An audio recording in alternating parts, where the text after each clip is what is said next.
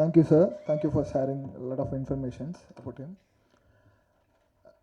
AV பார்த்தப்பையும் சரி, இந்த படம் பார்த்தப்பையும் சரி, இவரோட மூர்க்கத்தனமான நடிப்பும் அந்த கதாபாத்திரமும், அதுவும் கையில் விலங்கு மாட்டிட்டு நடந்து வர சீன் தெரியும். அதில் இருக்கிற ஒரு மீசையை முறுக்கி விடுற அந்த ஒரு கம்பீரமும், ஆனால் அதையெல்லாம் தாண்டி அந்த அவர் சொன்ன அந்த கழுத்தில் வெட்டுப்பட்ட உடனே மேலே ஷில் அவுட்டில் ஒரு மாடியில் நடந்துட்டு இருப்பார். நான் தான் அந்த கொலையை பண்ணேன்ற ஒரு ஒரு ஒரு கர்வமும் கம்பீரமுங்கிறத ஒரு கதாபாத்திரமாக ஒருத்தர் இவ்வளோ கோவப்படுறதுக்கூடிய ஒரு கதாபாத்திரம் நடிக்க முடியுமா அப்படிங்கிறது மட்டும் இல்லாமல், பல திரைப்படங்கள்லையும் சரி இவரோட நடிப்பு இவர் நம்மளில் ஒருத்தராக பார்க்க வச்சிருக்கு.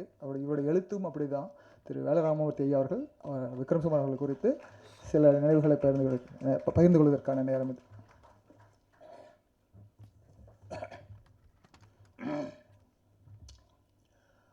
ஆயிரத்தி 1978 வருஷம் எங்கள் அப்பா இறந்தார்.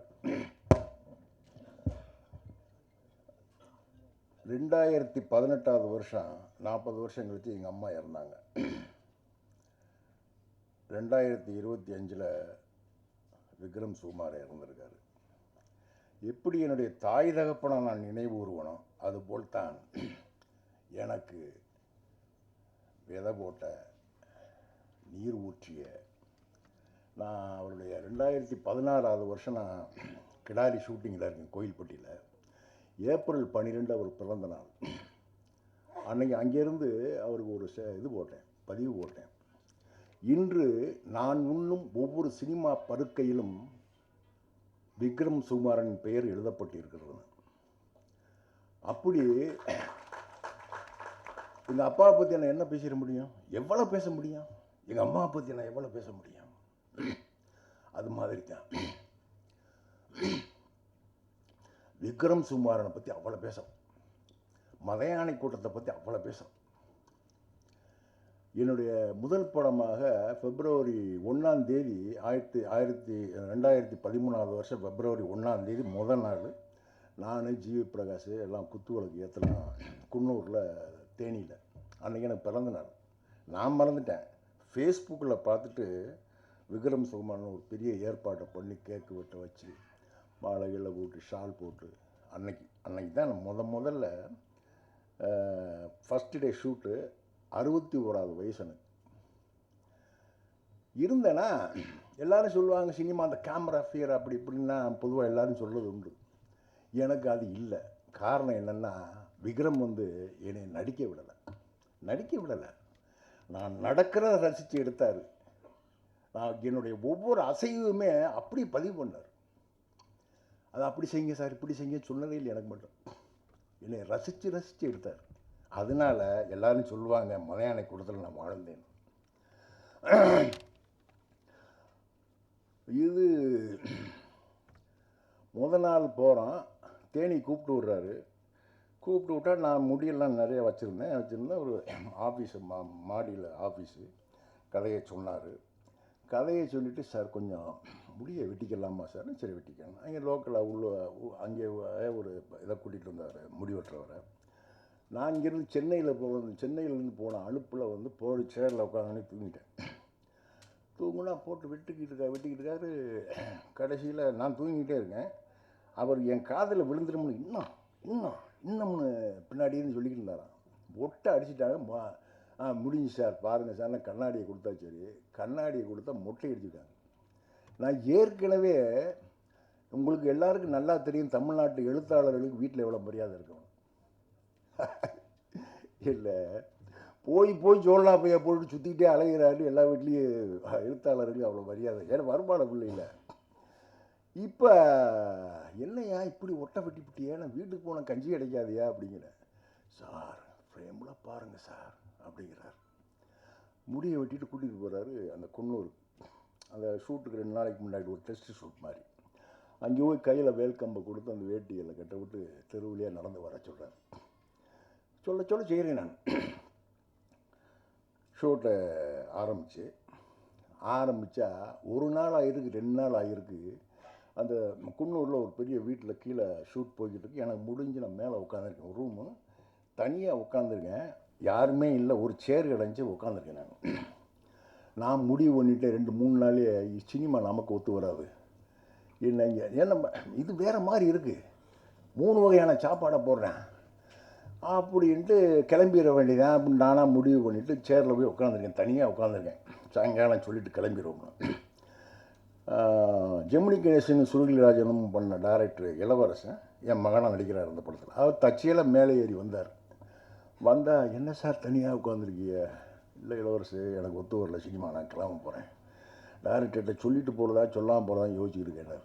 அவர் தயங்கி சொன்னார், சார் 20 வருஷத்துக்கு மேலே நாங்கள் சினிமாவில் இருக்கிறோம், இத்தனை வருஷம் இருக்க எங்கேயாவது ஓரஞ்சாரம் தான் நின்றுருக்கோம், உங்களுக்கு இவ்வளோ பெரிய கேரக்டர் கிடச்சிருக்கு சார், மட்டும் படம் முடிஞ்சு வரட்டு சார், நீங்கள் உங்கள் பேர் எங்கே நிற்கும் பாருங்கள் சார், கொஞ்சம் தயவுசெய்து கொஞ்சம் பொறுமையாக இருங்க சார் அப்படிங்கிறார்.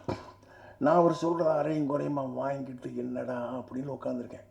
என்னமோ தெரியல, அவர் சொன்ன விஷயங்கள் ஏதோ மனசுக்குள்ளே இறங்கி அன்றைக்கி கம்மன் உட்காந்துட்டேன். வந்து அவர் போகுது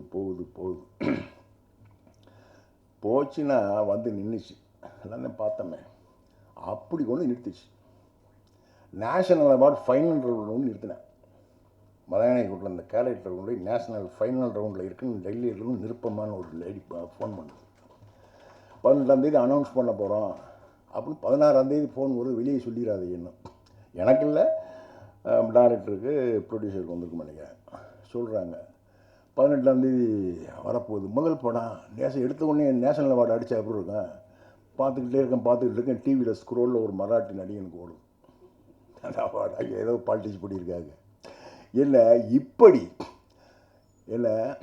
இப்படி எவ்வளவு. இன்னொன்று, படம் முடிஞ்சு உதய் அங்கே எல்லாம் மிக்சிங் எல்லாம் முடிஞ்சு விக்ரம் கூப்பிட்றாரு, சார் எல்லாம் முடிஞ்சு சார், வந்து படம் பார்க்குறீங்களா சார், போகிறேன். அதேமாதிரி நான் தான் எனக்கு தான் முளை போட்டாருன்னு அப்படி தான் சொன்னார் அவர். போய் உட்காந்துருக்கேன், அவர் உதய் இருந்தார், என்னை மட்டும் உட்கார வச்சு ஓட்டுறாரு படத்தை. ஓடிச்சு படம் பாருங்க, எனக்கு தாங்க முடியல. இன்னொன்று, அந்த கதை எனக்குள்ள உள்ள கதை, என்னுடைய சொந்த கதை மாதிரியான கதை அது. எனக்கும் விக்ரமுக்கும் ஒரே மாதிரியான அனுபவங்கள், அந்த சொந்த வாழ்க்கை அனுபவங்கள் வாச்சிருந்துருக்கு. படம் முடியுது, விஜயம்மா அப்படியே அழுததை பார்த்துட்டு எனக்கு தாங்கலை. வந்து என்ன சார் முடிஞ்சு, நான் அழுதுகிட்டே இருக்கேன், விக்ரம் உள்ள வர்றாரு, என்ன சார் கெட்டி பிடிச்சிட்டு ஒரே ஆளு. அப்படி என்னை வந்து கொண்டு இழுத்து விட்ட. அடுத்தடுத்து அவர் போட்ட விழுவாங்க, அவர் கொடுத்தாரு, அப்படி இருந்தான். அப்படியே வாட்ச் வந்துச்சு. நம்ம வந்து இந்த இடத்துக்கு நம்ம நின்றுருக்கோம். இந்த விக்ரம் சுகுமாரன், பாலாவும் நானும் பல வருஷம் வேறு ஒரு விஷயமா, தாரப்பட்ட விஷயமா, வேறு விஷயமா அடிக்கடி டெய்லி சந்திப்போம். ஒரு 4 வருஷம் டெய்லி சந்திக்கிற பழக்கம் இருந்தது. அந்த சந்திப்பில் ஒரு 15 தடவையாவது பாலா சொல்லியிருப்பார், அண்ணே மலையாள கூட்டம் டைரக்ட் மிரட்டிட்டான்னு ஒரு 15 தடவை சொல்லியிருக்கார். அப்படி ஒரு உண்மையிலேயே திருநாவுக்கரசர் சொன்ன மாதிரி இது எங்கெங்கே உலகம் முழுக்க ஒரு பாடமாக வைக்கப்பட வேண்டிய ஒரு படம். அந்த படம் எனக்கு முதல் படமாக, என்னுடைய சினிமா வாழ்க்கையின் அடித்தளமாக, முதல் விதையாக விழுந்த இந்த படம். இயக்குனர் விக்ரம் சுகுமாரன் எவ்வளவோ இருக்குது எங்களுக்குள்ள, எவ்வளவோ அவரை பற்றி பேசலாம், எல்லாரும் பேச வேண்டியதெல்லாம் இருக்குது. அவருடைய இன்னும் வாழ்ந்திருக்கணும். இல்லை, எங்கள் அம்மாவும் இத்தனை வருஷம் இருந்திருக்கணும், எங்கள் ஐயாவும் இத்தனை வருஷம் இருந்தால் இருக்கணும், விக்ரம் சுகுமாரன் இருந்தால் இருக்கணும். போயிட்டாங்க. நம்ம வேதனையோட அந்த நினைவுகளை, நான் என்னுடைய மலையாளி கூட்டம் அனுபவங்களையும் விக்ரம் சுகுமாரனுடைய என்னுடைய அனுபவங்களையும் அவருக்கு எனக்குமான உறவுகளையும் எழுதுறதா இருந்தால் இந்த புத்தகம் 2-3 புத்தகம் இருந்தாங்க. அப்படி இருக்குது விஷயங்கள். அவருடைய புகழை இந்த தமிழ் சினிமா காலமெல்லாம் கொண்டாடும். காரணம் வழியை கொண்டாடுற விஷயம் இல்லை, ஒரு அழியாத தடத்தை பதிச்சுட்டு போயிருக்காரு. அது என்னுடைய நண்பன் விக்ரம் சுகுமாரனுக்கு இந்த தமிழ் சினிமா செய்யக்கூடிய ஒரு பெரிய காரியமாக இருக்கும். வாய்ப்புக்கு நன்றி, விடைபெறுகிறேன். நன்றி, வணக்கம்.